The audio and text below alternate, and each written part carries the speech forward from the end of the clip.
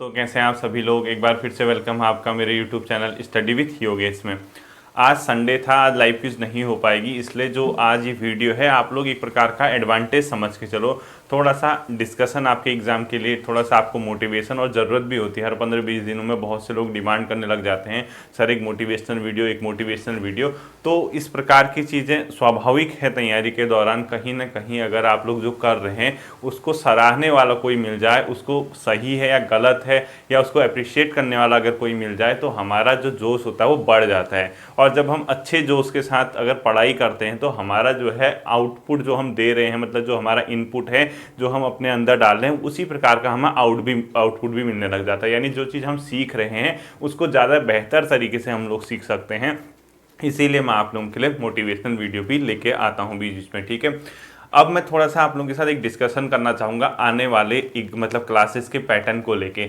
जैसा कि लास्ट की 2 क्लासें थी वो आपकी वनडे एग्जाम बेस्ड हो चुकी हैं, यानी जीएस का जो तरीका था 1947 से 1917 से 47 तक का मैंने आपको बताया था। उसमें आप लोग जैसे कल एक चीज़ देख रहे थे, बहुत से लोग मुझे ये बता रहे थे, उसको करेक्ट कर लेना आप, प्रांतों में कितने प्रांतों में कांग्रेस को बहुमत मिला वाला।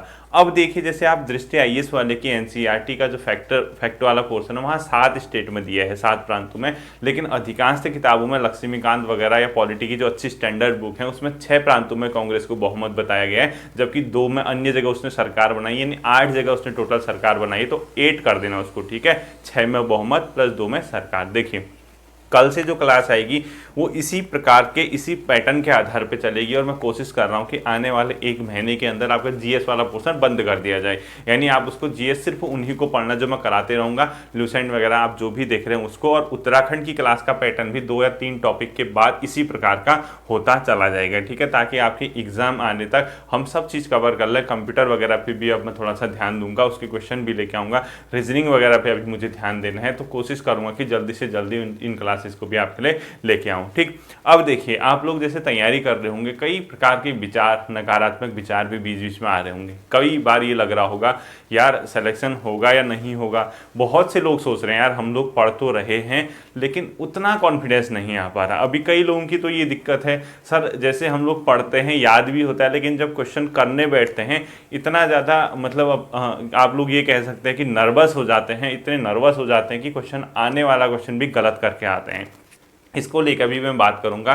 साथ ही साथ अभी जैसे दरोगा का एग्जाम हुआ है, कई लोग ये कहने लग गए हैं हम सर एनसीईआरटी तो कहने मात्र की है, क्वेश्चन तो कहीं और से आता ही आता, वो कहने दो, ठीक है। आप लोगों को जो पढ़ना है, आपके पास जो मटेरियल है आप उसको तैयार कीजिए, क्योंकि अगर पेपर टफ आता है तो सबके लिए टफ है। उसके बाद कट ऑफ 45 नंबर 50 नंबर भी जाएगी तो कोई हैरत वाली बात नहीं है। आपको ये मान के चलिए इतनी अच्छी मेहनत करने के बाद, हर चीज़ को अपनी ओर से कवर करने के बाद अगर आपका पेपर में क्वेश्चन अलग लेवल का आता है तो वो जो आपकी तरह अन्य स्टूडेंट हैं वो भी आपके साथ ही हैं, वो कोई अनोखे नहीं हैं, वो किसी की अन्य ग्रह से नहीं आए हैं जिनको ऑलरेडी सब चीज़ें पता होती है। तो जब पेपर टफ बनता है या आउट ऑफ रीच बनता है, यानी आपकी पहुंच से बाहर का पेपर बनता है, तो उसका सीधा सीधा क्या मतलब है, आपकी कट ऑफ भी तो कम चले जाएगी ना। कट ऑफ कम जाएगी तो आपको सिलेक्शन लेने से मतलब है। ये किस कहाँ का रोल है बताइए कि पेपर इजी आए, हम 90 क्वेश्चन करके आए, 95 क्वेश्चन करके आए, 85 करके आए और हम खुश रहें कि हमारा पेपर अच्छा हुआ। अरे तुम लोग खुश होते हो तो दूसरा भी खुश हो जाएगा, उसके मार्क्स भी ऐसे होंगे। उस केस में कट ऑफ 85 नंबर जाने में कोई देर नहीं लगती है। पेपर ऐसा होना चाहिए कि हमेशा याद रखना, जहाँ पर पेपर टफ बनेगा वहाँ सिलेक्शन के चांसेस बढ़ जाते हैं, क्योंकि हमें ये लगने लगता है कि यार हमारे नंबर तो 60 नंबर आ रहे, 55 नंबर आ रहे हैं, 65 नंबर आ रहे हैं, होगा नहीं होगा। लेकिन जो दूसरा आपका बैचमेट होता है, आपके साथ जो दूसरे लोग तैयारी करने वाले हैं, वो भी उसी लेवल का पेपर करके आते हैं, तो उसमें हमें क्या फ़ायदा हो जाता है, हम सब एक ही कैटेगरी में आ जाते हैं। तो कट ऑफ का जो होता है अपना ratio 65 number, 60 number, 62 number, 64 number ऐसे पहुँचता है, तो वहाँ पर भी सिलेक्शन होता है, ठीक है। तो इन बातों के पीछे मत भागिए कि पेपर कैसे आ रहे हैं, क्या आ रहे हैं, वो सब बात की बात है। सबसे पहले हमारा काम होना चाहिए कि हम लोग तैयारी करें और प्रॉपर तरीके से हम उसको कवर करके जाएं अपने सिलेबस को। उसके बाद जो चीज़ें, जो डायरेक्शन मैं आप लोगों को देता हूं उस पर आप लोग काम कीजिए। बाकी जितने भी मैंने क्लासेज आप लोगों को दी हैं, जितना भी आप लोगों ने पढ़ा है मुझसे अभी तक, आप खुद पूछिए यार कितनी चीज़ें आपको सीखने को मिली हैं। देखिए आधे घंटे की क्लास पर डे मिल रही है, यानी आपको इन क्लासेस के माध्यम से इतनी चीज़ें मैंने आपको सिखाने का प्रयास किया है। तो जब आप इतनी चीज़ें सीख रहे हैं, आप भी तो घर पे बैठ के पढ़ाई कर रहे होंगे, होंगे, तो सोचिए अगर उसका जितना मैं आपको बता रहा हूँ उसका आधा भी अपनी ओर से आप सीखते हैं तो सोचिए कितना बृहत आपका चीज़ें हो जाएंगी, कितना बढ़िया आपका नॉलेज हो जाएगा। तो इन सभी नकारात्मक फैक्टरों से दूर रहना है, अपनी पढ़ाई को जारी रखना है और ये सोचना है कि यार हम कर सकते हैं, हम एग्ज़ाम को क्रैक करके दिखाएंगे। इस एक एटीट्यूड के साथ, इस पॉजिटिव भावना के साथ अगर जब आप आगे बढ़ते हैं तो आपका फिर कोई सिलेक्शन नहीं रोक पाता है। ठीक है, अब देखिए सबसे पहले बात मैं उन लोगों के से कहूँगा जो हमेशा ये कहते हैं सर देखो पढ़ तो हम रहे हैं लेकिन जब हम आगे का पढ़ते हैं लगता है कि हमें कुछ नहीं आता, पीछे का सारा भूल गए हैं। ये फैक्टर हर किसी के साथ है। आपको क्या लगता है कि मैं इस मंच पे आके आपको पढ़ा रहा हूँ और मेरी पहली क्लास जो थी उससे आज तक 340 वीडियो आ चुके हैं, क्या आपको लगता है कि किसी बीच की क्लास का मुझे याद होगा? मतलब ही नहीं होता है। कोई ऐसा थोड़ा ना कि कंप्यूटर माइंड है, एक इंसान की लिमिट होती है हर किसी माइंड की। अगर आप मुझसे अचानक से कोई क्वेश्चन पूछोगे तो मैं नहीं बताऊंगा, फैक्ट है। ठीक है, हाँ कॉन्सेप्ट मैं मानता हूं आपका कभी गलत नहीं होगा, जहां आपका कॉन्सेप्ट वाला चीज होगा वो गलत नहीं बताऊंगा, लेकिन फैक्ट अगर अचानक से कोई पूछ देगा कहां से बताएगा बताओ। अब आप मैं पढ़ा रहा हूं यहाँ इकोनॉमी, कोई मुझसे पूछेगा चंद्र राजवंश के किसी राजा के बारे में, कैसे बता देगा आदमी बताओ। तो ये जो चीजें हैं ये स्वाभाविक हैं, ये हर किसी के साथ होती है। हाँ आपको वो चीज़ तब याद आती है जब आपको आपके सामने 4 विकल्प देखने को मिलते हैं, और पेपर पैटर्न का है ही ऐसा, 4 विकल्प भी तो दिखते हैं। उन 4 ऑप्शनों में सबसे बड़ी बात ये होती है, सबसे बड़ी खासियत ये होती है, वो अगर आपके द्वारा पढ़ी गई होंगी वो माइंड पे क्लिक कर जाएंगे। अभी कुछ दिनों पहले टेलीग्राम पे किसी ने मुझे मैसेज किया था, वो कह रहे थे सर आप सही कह रहे थे कि जो चीज़ अगर हम पढ़े रहते हैं भले ही वो अगर हम खुद में रिमाइंड करने की कोशिश करें, यानी खुद का माइंड लगाएं, यार हमने आज ये पढ़ा था, कल उस क्या पढ़ा था वो भूल गया, वो होता है। लेकिन अगर कोई क्वेश्चन के रूप में आपको 4 ऑप्शनों के अंदर उसको दे तो तुरंत आपके दिमाग पे क्लिक कर जाता है। ये इंसान की मेमोरी का एक बहुत बड़ा लक्षण है कि उसको देखी हुई चीजें दोबारा देखने के बाद याद आ जाती हैं। जैसे कई चीजें क्या होती हैं, अगर आप कितनी जगह घूमने गए होंगे लाइफ में, कई अलग अलग जगह आप देखे होंगे, कई अच्छे पर्यटक स्थल देखे होंगे, धार्मिक स्थल देखे होंगे, बहुत सी आपने जगह देखे होंगे, लेकिन अगर मैं आपसे बता कहूँगा अभी आपने क्या क्या देखा, आप 2 4 5 चीज़ों के नाम बता पाएंगे। लेकिन अगर जैसे ही मैं आपको दोबारा उस जगह लेके जाऊँगा आप सीधे दिमाग पर क्लिक कर जाएगा आपका, हाँ यहाँ पे ये था, वो होता है। ठीक है, मानव का मस्तिष्क जो है इन सब चीज़ों का हैबिचुअल है, आप उसका टेंशन मत लीजिए। जब आप पेपर देने बैठेंगे तो आपके पास तो क्या होगा, जितना आपने घर में पढ़ा है ना, जो भी आप सीख के गए हैं, वो एग्जाम हॉल में पहुंचते पहुंचते उन सिर्फ 100 क्वेश्चनों की ओर आपका माइंड, जितनी आपकी इंद्रियां हैं अंदर, जितनी आपकी शक्ति है, टोटल उन 100 क्वेश्चनों की ओर फोकस करने लग जाती है। तो इसीलिए मैं कह रहा हूं पढ़ना है, सीखना है, रटना नहीं है। पढ़ी हुई चीज़ें कभी काम मतलब बेकार नहीं जाएंगी, वो एग्जाम में आपकी क्लिक कर जाएंगी। यहाँ पर नर्वस होने की ज़रूरत नहीं है, वहाँ आपका सब सही होगा, बशर्ते कि आपने उस चीज़ को एक न एक बार पढ़ा होना चाहिए, सीखा होना चाहिए। इसीलिए 4 विकल्प आपको दिए जाते हैं ताकि आपका क्वेश्चन एग्जाम में गलत ना हो। ठीक है, इसलिए नर्वस होने की जरूरत नहीं है। अब दूसरी बात आती है जी नर्वस वाले के अलावा, सर हम लोग आगे तो बढ़ गए हैं, पीछे का कौन देखेगा, हम रिवाइज कैसे करें, रिवीजन का टाइम नहीं मिल पाता, रिवाइज कैसे करना है। देखो ये टाइम मैनेजमेंट में बहुत बार बता चुका हूँ रिवीजन का। आप लोग अपने तरीके से एक प्रॉपर शेड्यूल बनाइए रिवीजन का। हर सब्जेक्ट को एक ही दिन नहीं पढ़ना। अगर आप ये सोचोगे उत्तराखंड भी पढ़ूँ आज, हिंदी भी रिवीजन करूँ, जीएस के जितने पोर्शन है उसको रिवीजन करूँ, कंप्यूटर रिवीजन करूं, तो इतने में हौच पौच हो जाता है, माइंड खिचड़ी बन जाती है दिमाग में। तो इतना काम नहीं करना है, एक प्लानिंग के तहत चलो। छोटे छोटे टुकड़ों में आपको प्लान करना है कि मैंने यार आने वाले 7 दिनों के अंदर इस चीज़ को रिवाइज करना है और यहाँ से नई चीज़ सीखनी है, फिर आने वाले 7 दिनों के अंदर इस चीज़ को रिवाइज करना है, फिर यहाँ से नया सीखना है। तो जब आप छोटे छोटे टुकड़ों में प्लान करके चलोगे तो आपका जो रिवीजन की जो समस्या है वो कभी आपके आड़े नहीं आएगी। और ये रिवीजन करना आपके लिए बहुत ज़रूरी है। ठीक है, रिवाइज करना, रेगुलर प्रैक्टिस करना, और यही इस चीज़ का सॉल्यूशन है जो पीछे वाली चीज़ें आपको रिमाइंड होंगी। ठीक है, बाकी करना कैसे है, प्लानिंग। प्लानिंग कैसे, छोटे छोटे टुकड़ों में। 2 दिन आप इतिहास पढ़िए, यानी वीक है जैसे 3 दिन आप हिस्ट्री पढ़ लीजिए, नेक्स्ट 3 दिन का आप बनाइए टारगेट में पॉलिटी पढ़ूंगा। तो पूरा इस 3-3 दिन करके आप लोग क्या कीजिए, एक प्लान बनाइए। और जैसे ही फर्स्ट दिन आप क्लास मतलब पढ़ने बैठते हैं तो आधा घंटा 45 मिनट या 20 मिनट जो है पुराना पढ़ लीजिए, यानी स्टार्टिंग से आप रिवाइज कर लीजिए। नेक्स्ट आगे को आज पढ़ेंगे, फिर नेक्स्ट दिन बैठोगे तो जहां तक रिवाइज किया था उससे आगे को रिवाइज कीजिए, फिर पढ़िए, फिर जहां तक पहुंचे थे उससे आगे रिवाइज कीजिए। ये एक निरंतर चलेगी अगर इस प्रकार की प्रोसेस, तो आपका काम क्या हो जाएगा, बहुत ज़्यादा आसान हो जाएगा। ठीक है, रिविजन वाले फैक्टर से मत डरिए।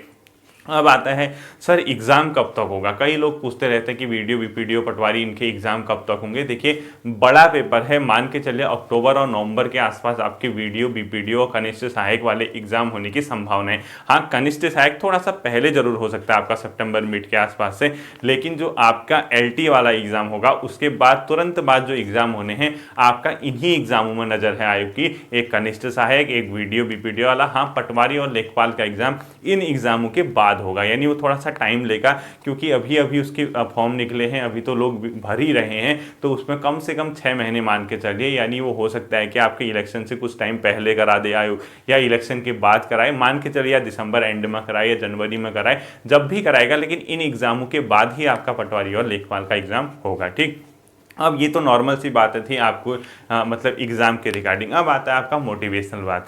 सबसे पहले बात ये ध्यान सुन के चले, जब आप पढ़ने बैठते हैं ना, नकारात्मक शक्तियों से तो दूर रहना ही रहना है। ठीक है, उनके पीछे मत लगे रहो जो आपसे ये कहते हैं कि यार 15-20 किताब पढ़ के सिलेक्शन होगा, 25-30 किताब पढ़ के, उनके पीछे नहीं लगे रहना। आप तो इतने खुशनसीब हैं कि आपके पास एक मतलब प्रॉपर क्या हो गया, अब चीज़ें मिल गई। यानी अगर आप वीडियो वीपीडीओ एग्जाम या कनिष्ठ सहायक एग्जाम की तैयारी कर रहे हैं तो आपके पास एक और ऑप्शन मिलता है कि आप पटवारी और लेखपाल का भी आपके पास बैकअप है। भगवान न करे कि किसी का सिलेक्शन ना हो, और वैसे भी आप स्वाभाविक रूप से जानते हैं एक ही एग्जाम में हर किसी का सिलेक्शन तो होगा नहीं। ठीक है, ये सब लोग हर कोई मानते हैं। तो ये सोचिए, जैसे अगर आपका बाई चांस किसी केस में कुछ नंबर से रुक गया या कहीं पे गलती होगी, तुरंत आपको सुधार करने का मौका मिल जाएगा, पीछे आपका एग्जाम है। तो इसलिए मैं कह रहा हूं, जब ग्रेजुएट लेवल के एग्जाम होते हैं या जो आपका इंटरमीडिएट लेवल के एग्जाम है जहां पर जनरल सिलेबस पूछा जाता है, अगर आप एक बार उसको अच्छे से तैयार कर लें, कंप्लीट आपका कोर्स हो जाए, तो उसके बाद आपका मतलब ही नहीं होता कि आप असफल हो। हाँ, थोड़ा सा डिले जरूर हो सकता है, जिसका इसमें नहीं हुआ उसका नेक्स्ट में होगा, जिसका उसमें भी नहीं हुआ उसका नेक्स्ट में होगा, लेकिन होगा तो सही ना, क्योंकि आप पढ़ रहे हैं, आप मेहनत कर रहे हैं, फिर इसके लिए कोई अलग बात थोड़ना है। ऐसा ही करना पड़ता है जैसा आप लोग कर रहे हैं, कुछ अनोखा नहीं करते वो लोग जिनका सिलेक्शन होता है। ठीक है, आप पढ़िए, खुद पे भरोसा रखिए, और खुद पे भरोसा करना सबसे बड़ी क्या होती है, बात होती है। अब देखिए कई मंत्र होते हैं जो इंसान देता है, तो 4-5 मंत्र मैं आपको बताऊंगा, एक प्रकार के मोटिवेशनल चीज़ें आप लोग सोचिए। पहला जो आप लोग याद रखना, प्रतिदिन छोटे छोटे अगर आप स्टेप बना रहे हो तो उन छोटे स्टेपों से आपका क्या होगा, मंजिल मिलेगी। यानी आपको छोटे छोटे टुकड़ों में, जैसे आज आपने कुछ पढ़ा, यानी प्रतिदिन छोटे छोटे स्टेप बनाने हैं। ठीक है, प्रतिदिन छोटे छोटे स्टेप, छोटे छोटे स्टेप। इन स्टेप का मतलब क्या है, थोड़ा थोड़ा आपने पढ़ा, उसके बाद आपको क्या मिलेगी, एक न एक दिन मंजिल मिल जाएगी। यानी आपने एक प्लान बनाया, बिना योजना के बिना रणनीति के कोई सफल नहीं हो सकता है, ये मान के चलो। पता ही नहीं चलेगा पढ़ क्या रहे, एग्जाम क्या पूछ रहा है। तो इसीलिए आप लोगों की मदद करने के लिए ये बंदा सामने है। तो हर दिन एक काम करो, छोटे छोटे टुकड़ों में बनाओ, योजना बनाओ। जब सुबह उठते हो ना, पहले ही टारगेट बना लो कि मुझे आज यार दिन में इतने घंटे पढ़ना है और ये चीजें मुझे कवर करनी है। अब तो इतने मैच्योर हो चुके, इतने टाइम से, 1 साल से मेरे साथ जुड़े हुए हो, तो अब तो खुद आइडिया आ जा रहा होगा कि किस सब्जेक्ट को कितना टाइम दें, किसको रिवीजन के लिए क्या करना है। यानी आपके छोटे छोटे स्टेप ही क्या करेंगे, आपको मंजिल तक लेके जाएंगे। और ये मंजिल तक जाने का रास्ता यही है। और सबके साथ समस्या है, अपने आप को ये मत सोचना कि यार मेरे साथ ही ये प्रॉब्लम है, मेरे साथ ही आर्थिक स्थिति खराब है, मेरा ही परिवार सपोर्ट नहीं करता, मेरे ही सोसाइटी वाले, मेरे ही जो अगल बगल के रिश्तेदार पड़ोसी हैं वही सपोर्ट नहीं करते। हर किसी इंसान के साथ ये दिक्कत है। ठीक है, आपको क्या लगते हैं मैं यहाँ पे आप लोगों के लिए वीडियो देता हूँ कि आपको हर कोई मुझे सपोर्ट करता होगा, मतलब ही नहीं होता। तो इंसान को अपने आप पे भरोसा करना होता है कि यार हाँ मैं करके दिखाऊंगा। जितने लोग मुझे उंगली करते हैं, जितने लोग मुझसे परेशान रहते हैं, उन सब को मैं एक न एक दिन अपनी सफलता से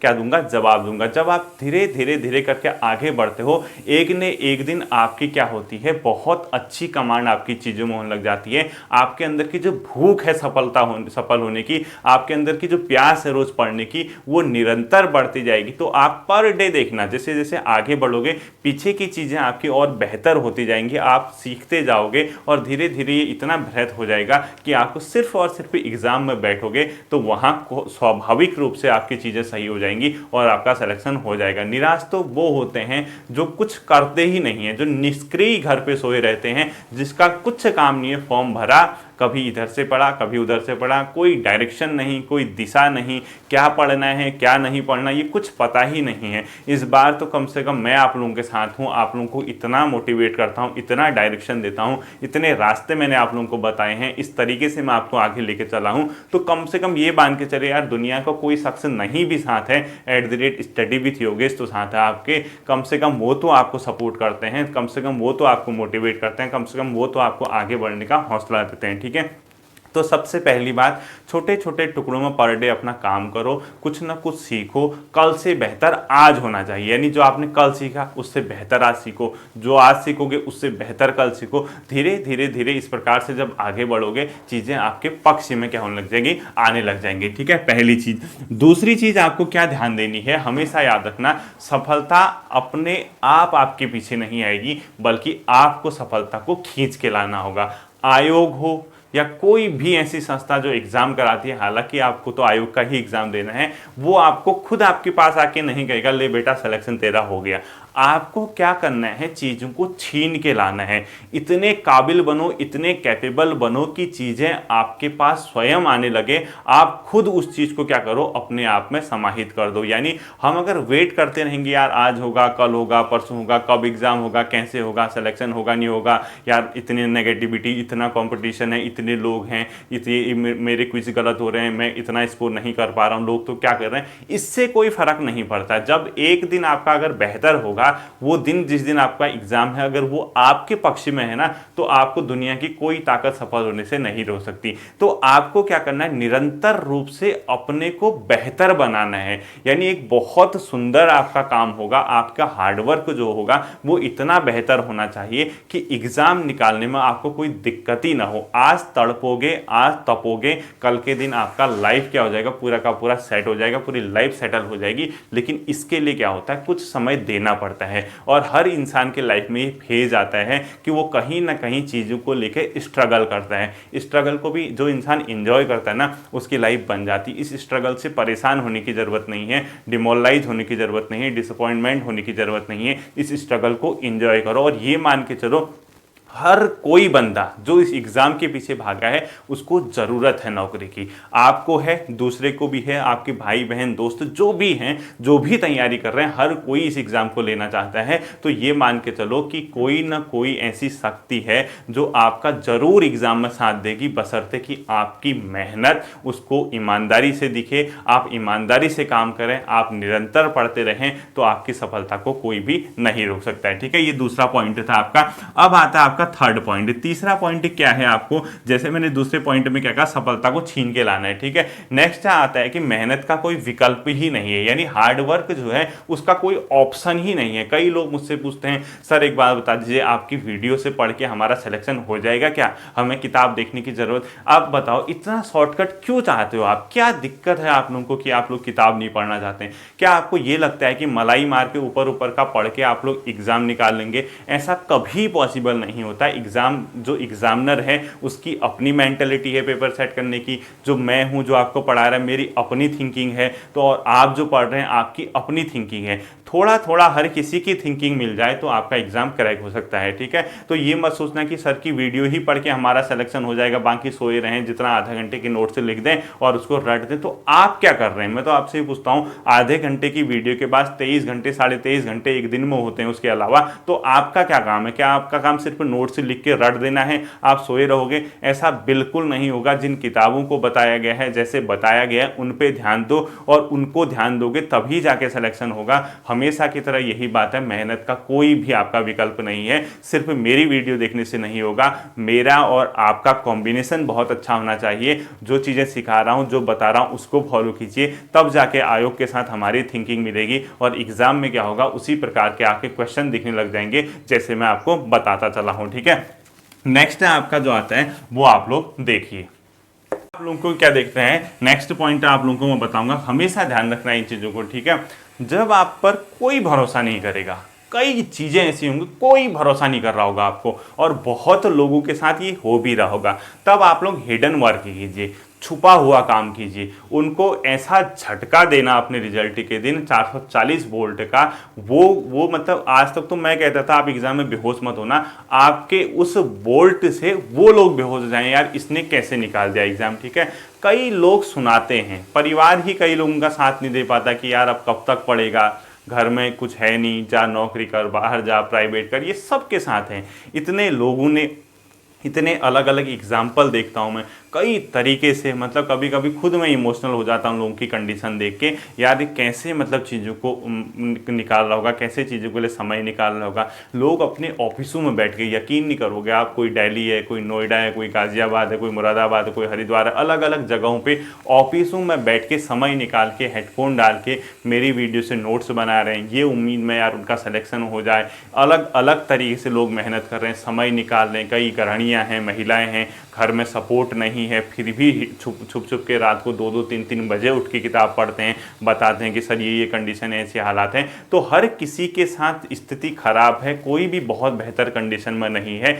लेकिन अगर आप इन विपरीत परिस्थितियों में भी अगर आप आगे निकलते हैं, वास्तव में सबसे बड़े संघर्षशील मैं आपको मानूंगा, आप वास्तव में रियल हीरो हैं। सफल होना न होना ये बात की बात है, ये किस्मत की बात है, लक की बात है, मेहनत की बात है, कई फैक्टर उसमें काम करते हैं। लेकिन अगर आपने शुरुआत ही नहीं की, आप लड़ना ही नहीं चाहते हो, आप चीज़ों को पाना ही नहीं चाहते हो, तब तो कुछ आपका नहीं हो सकता। लेकिन अगर आप 100% अपना दे रहे हो, विपरीत परिस्थितियों में अगर आप पढ़ रहे हो, उसके बाद आपके अंदर ये उम्मीद है कि आप एग्ज़ाम क्रैक कर सकते हो, तो वास्तव में मेरी नज़रों में आप रियल हीरो हो, रियली आप डिज़र्व करते हो। भगवान न करे किसी कंडीशन में आपको असफलता मिलेगी, असफलता मिले, मैं चाहता हूँ आपको सफलता मिले, तो ध्यान इतना मत भटकाना, हमेशा सोचना क्या होगा, कुछ ना होगा तो तजुर्बा होगा। इस लाइन को हमेशा याद रखना। क्यों सोचे ज़िंदगी में कि क्या होगा, कुछ ना होगा तो तजुर्बा होगा, यानी एक प्रकार का आपको अनुभव होगा। आज मैं आपको सिखा रहा हूँ, कल आप हज़ारों लोगों को सिखाओगे। पढ़ा हुआ कहीं बर्बाद नहीं जाता। ठीक है, जैसे आज मैं इतने लोगों को गाइड कर रहा हूँ, कल के दिन आप लोग गाइड करेंगे, लोग आपको सपोर्ट करेंगे, तो इतना घबराने की ज़रूरत नहीं है। विपरीत परिस्थितियों में भी लड़ना है, हर किसी की कंडीशन अलग अलग है, तो आपको भी उनके सीखना होगा। ठीक है, कंफर्ट जोन से बाहर आके आपको पढ़ना होगा, और हर कोई कंफर्ट जोन से बाहर आके पढ़ता भी है। अंतिम पॉइंट है, कोई आज बिगिनर है, यानी कोई आज प्रारंभ कर रहा है, कोई आज शुरुआत कर रहा है, और कोई ऐसे लोग हैं जो बहुत परफेक्ट हो चुके हैं, बहुत उनको ज्ञान हो चुका है। ज्ञान का मतलब वन डे एग्जाम का ज्ञान, कॉन्सेप्ट तो बहुत लोगों के क्लियर नहीं होते हैं, क्योंकि अगर वो ग्रुप सी वगैरह की तैयारी कर रहे हैं तो ग्रुप सी का पैटर्न ही आपका क्या है, वन डे एग्जाम है, फैक्ट बेस्ड है। तो फैक्ट बहुत लोगों के क्या होते हैं कि बहुत मजबूत हो चुके हैं। तो कई लोग ऐसे हैं जो कहते हैं सर पहली बार तैयारी कर रहे हैं, होगा नहीं होगा, सर लोग इतना सालों से पढ़ रहे हैं, इतने हो चुके हैं। तो हमेशा ध्यान रखना, हर कोई परफेक्ट पर्सन, यानी जो बहुत ज़्यादा परफेक्ट हो चुका है, बहुत ज़्यादा वो सीख चुका है, कभी ना कभी वो भी आपकी तरह बिगिनर था, यानी कभी ना कभी वो भी क्या था, प्रारंभ करता था जब उसने प्रारंभ किया था। तो आज आप लोग स्टार्ट कर रहे हैं, आप लोग भी मान के चलिए 6 महीना, 7 महीना, 1 साल के अंदर आप लोग भी उनको छूने लग जाएंगे, आप लोग भी वहाँ पहुँच जाएंगे। तो उसके बाद क्या होगा, एग्ज़ाम में जब आप बैठोगे, आप एक ही मंच पे आके बैठ जाओगे। फिर बस डिपेंड करता है आपका वो दिन कैसा था, आपने जो पढ़ा था वो चीज़ें आपके आई या नहीं आई, तो इस माध्यम से आपका क्या होगा, सिलेक्शन निश्चित रूप से होगा। ठीक है, उम्मीद करता हूँ ये सारी बातें आपकी समझ आई होंगी, इनको आप गौर करोगे, किसी भी केस में आप नेगेटिविटी को अपने अंदर नहीं हावी होने दोगे, अपना पॉजिटिव रहोगे, पॉजिटिव एटीट्यूड के साथ पढ़ाई करोगे। कुछ भी नहीं है तो मान के चलना कि मतलब मैं आपके साथ हूँ, स्टडी विथ योगेश आपके साथ हैं, आपको हमेशा सराहेगा, आपके काम को हमेशा वो तारीफ देगा, बशर्ते वो सिर्फ और सिर्फ आपसे मेहनत मांगता है, रेगुलरिटी मांगता है, यानी एक निरंतरता आपको चाहिए, आपको एक मेहनत चाहिए, आपको एक लॉयल्टी और ईमानदारी चाहिए। इन बातों को ध्यान रखना। फिर मिलूंगा मैं आपके साथ अगले क्लास में, अपना ध्यान रखिए। Thank you.